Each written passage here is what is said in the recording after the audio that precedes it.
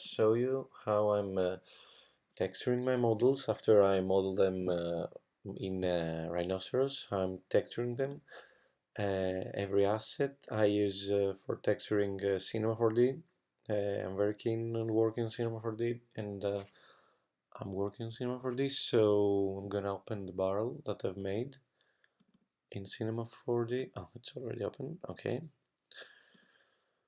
So we don't really need this because I'm gonna show you the procedure.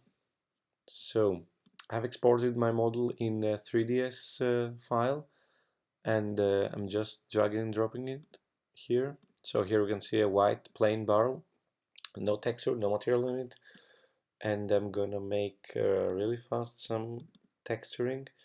I'm gonna add the material that I found, Planck material that I found on Wikimedia Commons, and then I just photoshopped it a bit so it seems a little older. Here it is. And actually I'm just dragging and dropping it on the barrel. You see the mapping is all full. So here is the main body and here is the texture tag. So I'm gonna project it like cubic, so it's way better right now. I don't want this one. What is this one? Okay, we don't really need this. Okay. Oh no, actually we need it. Sorry. Okay. So I'm texturing my barrel that way, but this is pretty simple texture, so I wanna make like a bump map here for this texture. So I'm just selecting the same material in order to create a bump map, and I'm adding like 200 on the bump. It's pretty bumpy right now, but that's only for the editor. You see the rendered image is way better than it was like a few seconds ago. So now I'm gonna texture the barrel rings.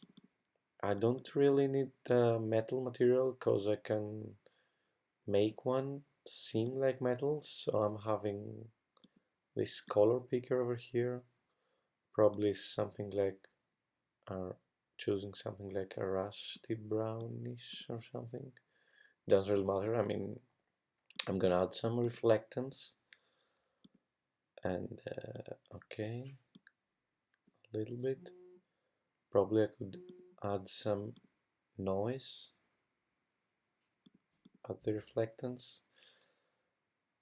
So it seems like rust or something, and then if I edit the noise is getting way more interesting here. And if I change some of the colors, the noise disappeared. So yeah, like this maybe. I don't know, I'm just showing it to you now, and I'm really drag and dropping it here.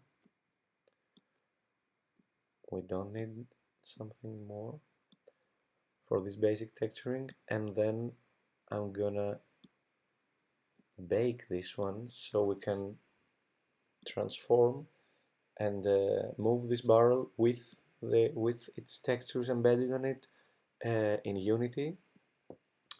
First of all, we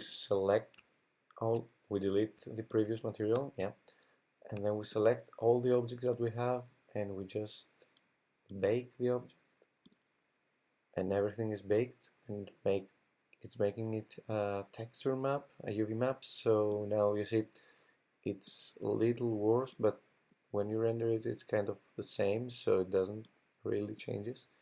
Here you see the old barrel, so I'm just deleting it, and then I'm just making all these objects one with this connect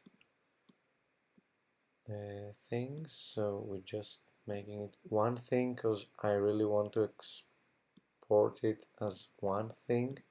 And here we have our barrel ready to be exported in Unity as an FBX model. You see it's like one thing now with all the textures applied on it.